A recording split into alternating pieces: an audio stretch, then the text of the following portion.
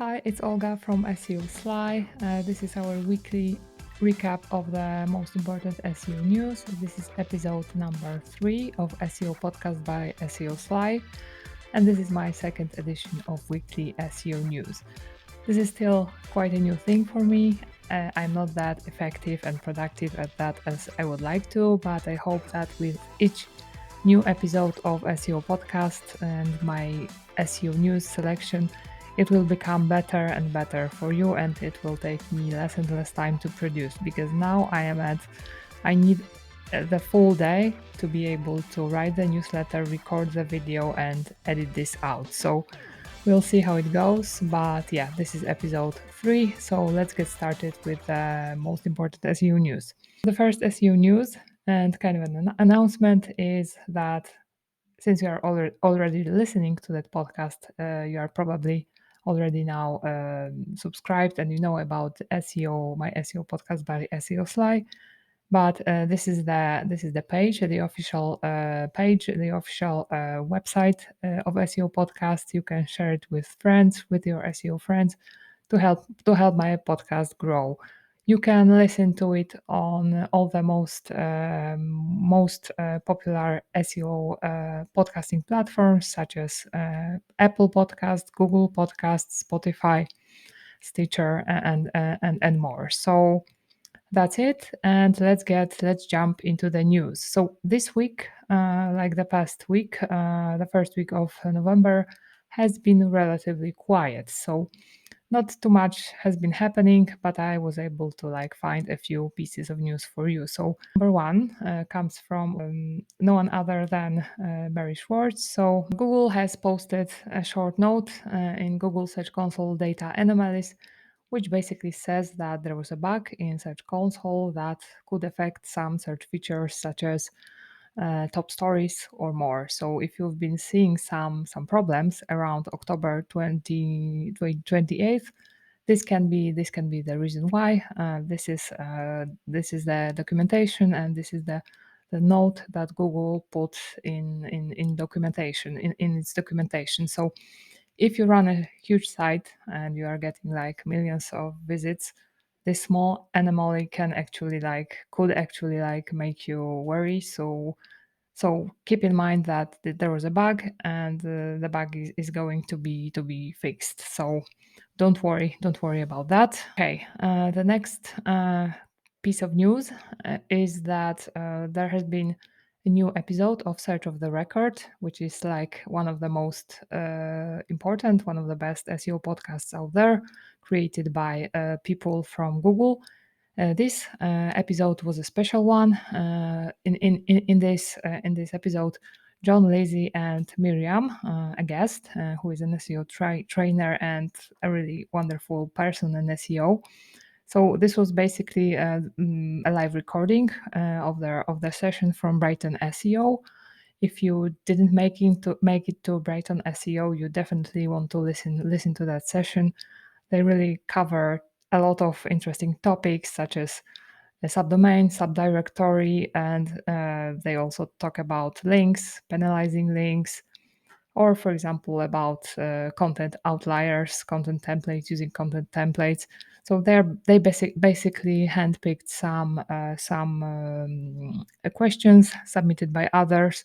Of course, while listening to that episode, you will have a ton of fun, just like I did. So one of the quotations from that topic, which became quite popular now, is that John was talking about links, and that he suspects that with time links will become less of a ranking factor, that Google will become more smarter and smarter and will be able to take other things into consideration, and links won't be so powerful as they are now. So I think this is probably something we are all expecting to happen in the future, because yeah, links are the official ranking factor. We all know that they work, and this is probably the most abused ranking factor. So something I think we can all expect, and it's nice to hear that from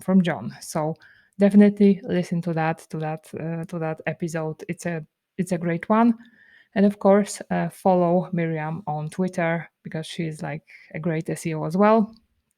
And yeah, I'm giving a shout out to Miriam, and I'm very happy to announce that in the near future, Miriam will also be joining me in my SEO podcast. So stay tuned.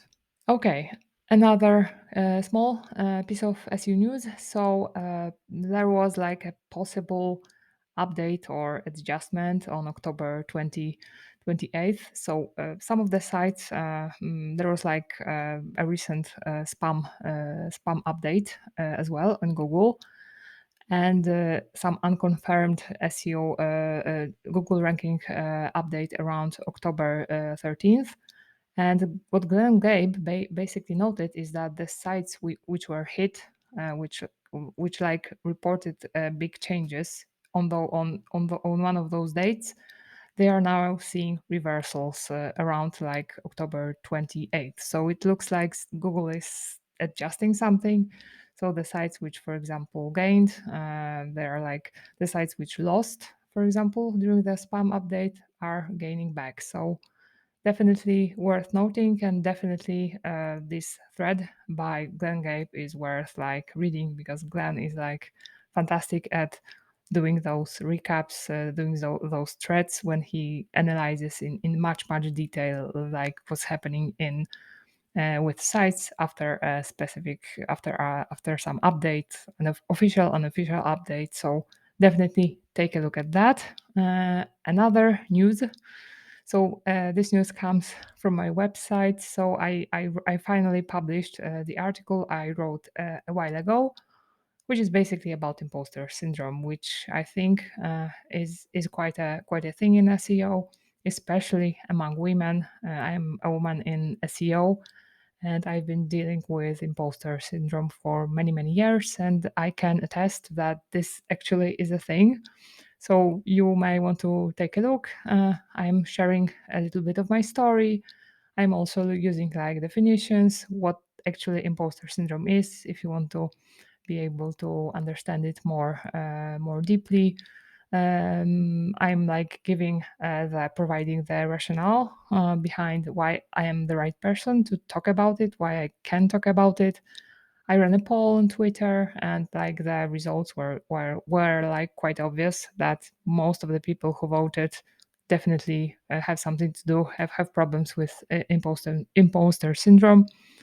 I'm also sharing my own kind of insights, experiences where I see that um, I know a lot of women and male in the SEO industry, and usually, if they're like at the same level, men are like doing crazy things, setting up their own businesses, earning big money, while women are very often like sitting quiet, doing their jobs, doing them brilliantly, but not really like exposing themselves, not wanting to take part in podcasts, not wanting to even set up a website. So my hope with this article is to a bit raise awareness of what's going on, and like of course help those people, help those women realize that they're not alone, and there are definitely ways in which they can try to fight off this thing, which is what I've been doing for many years. Here are also a few of the questions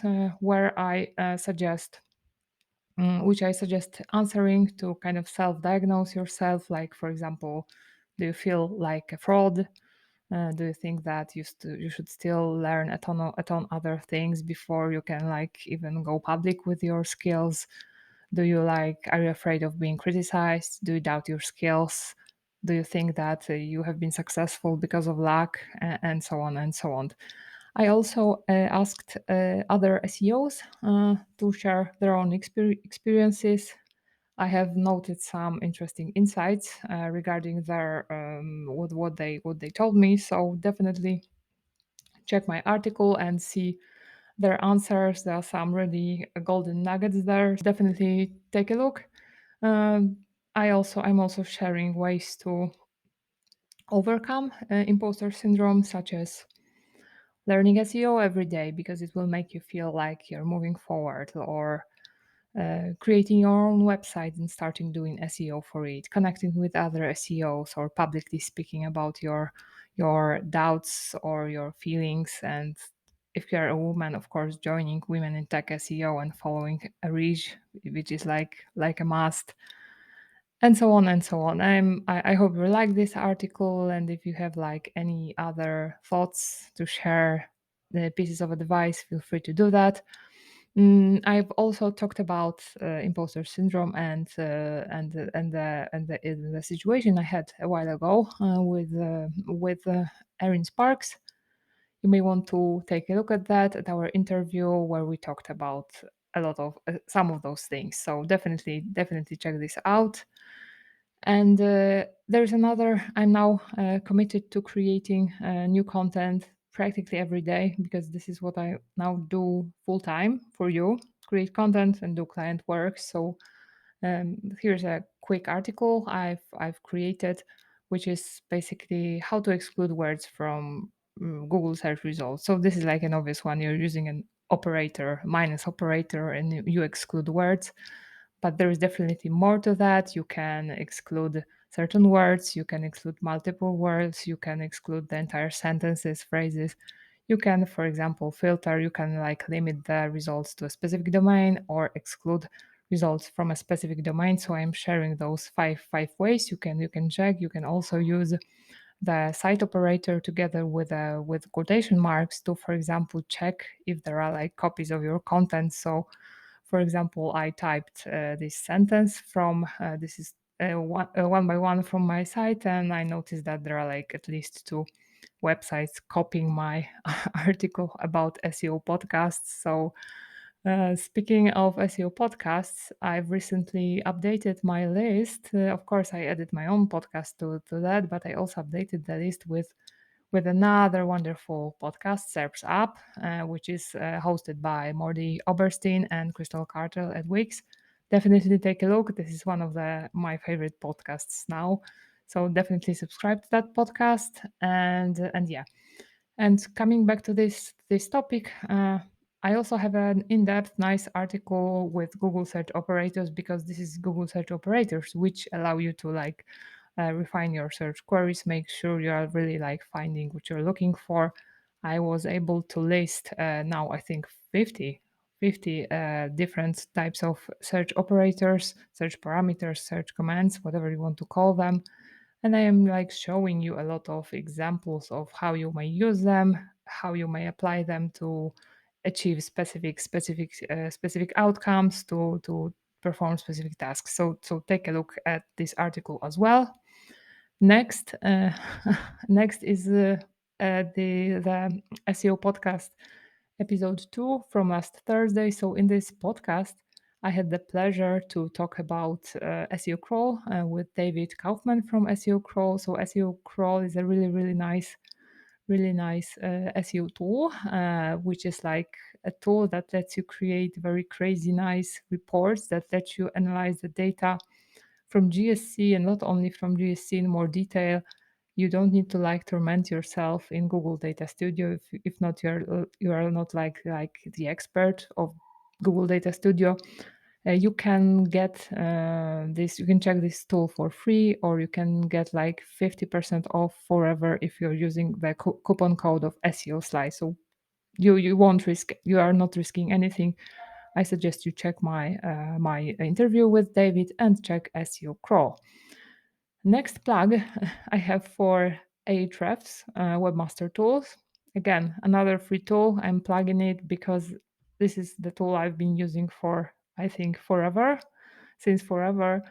And this is like a simple tip, a simple thing I want you to share.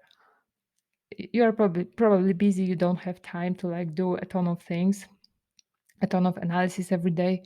With this tool, if you have like a busy week but you still want to stay on top of what's going on with your site, you just log into the site. You see your site here, and you can just say, okay, everything is going in the right direction. I see the organic keywords traffic are going up, health score is okay, so nothing is happening here, broken zero. Okay, things are okay, I can do other things. So definitely, I recommend using Ahrefs Webmaster Tools, which is a free tool, which like lets you again keep an eye on what's going on with your site. Now onto SEO tips. So this is a tip from Google. The question was asked. John Mueller was asked a question about like, does it matter what kind of font or size I'm using for headings, which headings are of course like an on-page SEO factor. Does it matter if they're like there's a huge font, colorful font, whatever? And he basically says that no, for SEO it doesn't matter. Of course it may matter when it comes to conversions, click-through rates, because yeah, this is like what people's attention is drawn to. But when it's come to SEO, it doesn't matter. So this is like a nice tip takeaway for you. Another tip, again, John Mueller was asked basically about writing content based on list of keywords researched by some research tool. Like and we can see here a list of keywords from, I think, Keywords Everywhere. And what he like the takeaway of his answer is basically that if you like create content based on this list, you probably will create a mediocre content. If you really want to stand out, you have to match the topics you're talking about with your expertise and passion, and write in ways that you can provide value and actually like satisfy the needs of your users instead of just satisfying the algorithms. Because at the end of the day, it is about satisfying users, not necessarily algorithms. Okay, next thing. What do I have for you? Here is a nice video from Google about service workers. So this is like basically a case study where service worker, which is kind of an optional add-on, it has to do with speed, with core web vitals. I think you will be going to you will hear a lot about service workers in that context. Among others, it allows for some offline capabilities or some push notifications. And in this case, this service worker was not functioning properly, and it caused the site not to be indexed, or some of the content was not visible to Google. So more advanced topic, but I recommend checking that. So because maybe you're missing out, and Google may not be able to index your content or see your content. Here is an article from Maria White, 5 SEO best practices for Black Friday. Black Friday is like coming, is going to be here soon. And she shares some wonderful tips, like the most, I would say, evergreen piece of advice here is to create dedicated pages and keeping those pages like, or having the same URL without like changing the URL and adding a year every year. So you want to have like one dedicated URL with Black Friday. You may temporarily redirect it to something else off season, like, but use 3 or 2 redirect, which is a temporary one. But generally, you want to keep that page so that it can collect signals and become like more authoritative, and be able to like bring you maybe some organic traffic, not only like the traffic you're like buying. And what all this is like, there is a ton of tips in this article, but what I also liked about it is that, for example, she's also making a case for, of course, user experience, because optimizing shopping carts, things which we may not be even thinking about always, like if you don't provide multiple delivery options, then you may like miss some, you may discourage some user, or for example offer a variety of payment methods. So basically each of those tips increases the chances of making a sale. So I recommend going through them and making sure if you are really like implementing it, and if it, like, for example, works in your case, applies to your case.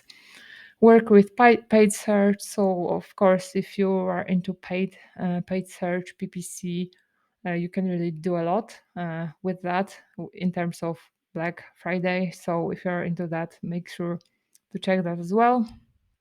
And she also makes a case for using Google Business Profile to also help you during Black Friday. Some of the most important things, most obvious things is, for example, adding business profile posts when you really are talking about your Black Friday deals. So why don't check this out? And she also talks about what to do if, for example, your campaign did not work as expected, and people, your boss, whatever, are want you to explain why it didn't go that well. So take that, definitely check that article. Here is another great article about SEO testing from Lauren Baker from Search Engine Journal. So he proposes steps for a successful SEO experiment, which is of course make an observation like, okay, so my site is losing traffic. Create a question or form a hypothesis why. So, for example, will changing my titles help me find that?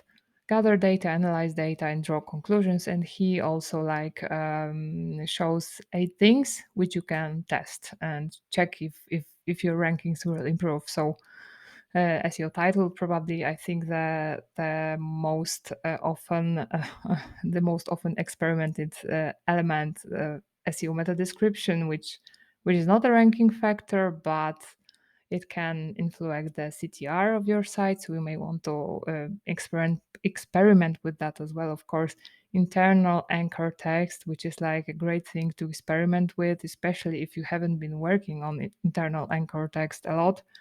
You can really gain a lot by optimizing it. So definitely make it a test if you haven't. Of course, schema, if you are not leveraging schema, you again may get a lot of traction if you start doing that. He also talks about images, changing images, adding images, changing formatting, of course, headers. So even recently I was helping with a site, helping a site which I audited, and one of the main things we did was to optimize headers. And with just optimizing headers, which were like totally all over the place, we were able to really improve the traffic by, I think, around 20% or so.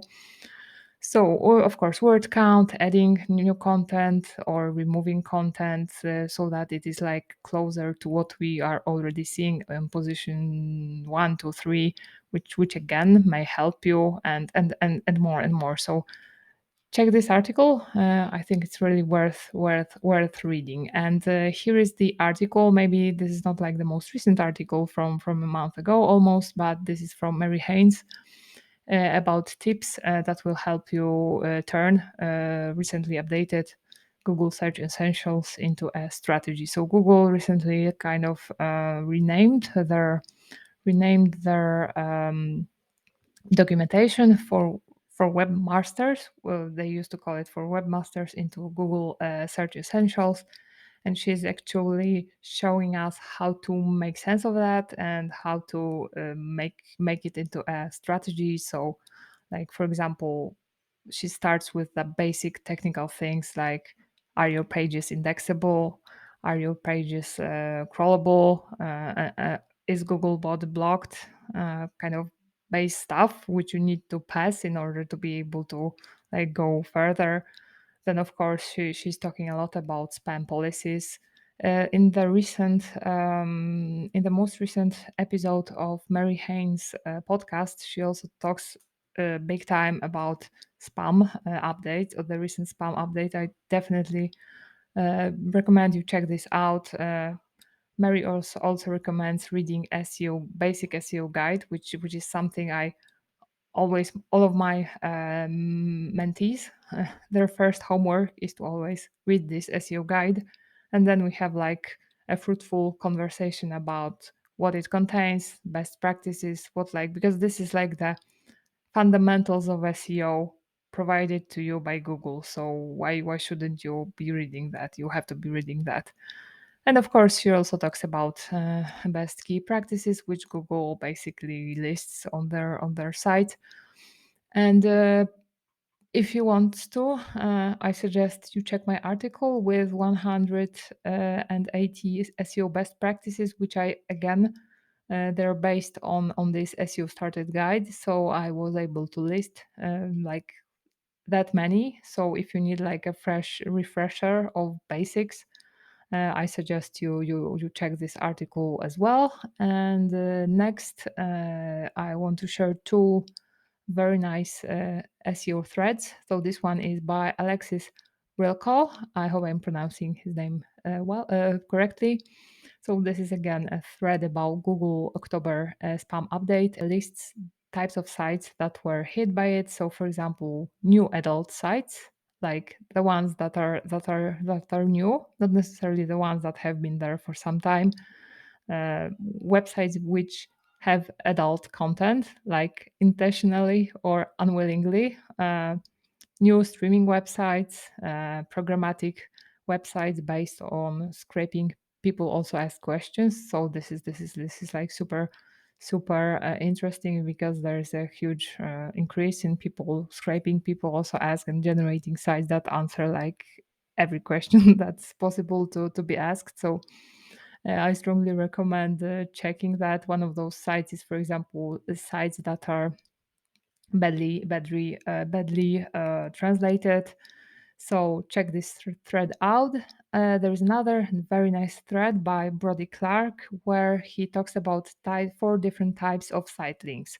So site links is what you see when you like type when you see like type, for example, the brand, and this is what you see in search results. So these are internal site links, which are like this is one type, which is internal site links, which are branded, and they're of course like done automatically or by internal linking. There's, for example, internal links which are in this form, and these are again based on internal linking. And number three is, for example, jump links. So if you have like a table of contents, they this actually like some items from your table of contents may be displayed in this way. And number four is scroll to site links, which are like algorithmically generated. So this is basically when Google scrolls to the answer, to the specific answer in your content. And finally, I want to give a shout out to Mary Haynes, which is like the SEO I've been following forever. I strongly recommend you check her, you subscribe to her newsletter, you check her book, and you check her YouTube channel. She's really great, and yeah, I'm giving her a shout out. And another shout out goes to Aleida Solis, who is again an SEO I've been following forever, and she's getting close to 130k followers. So I hope I will help her get there quicker. So that's all I have for this week. I hope you enjoyed this episode and I hope you learned a ton about SEO, and see you in the next episode. Bye bye.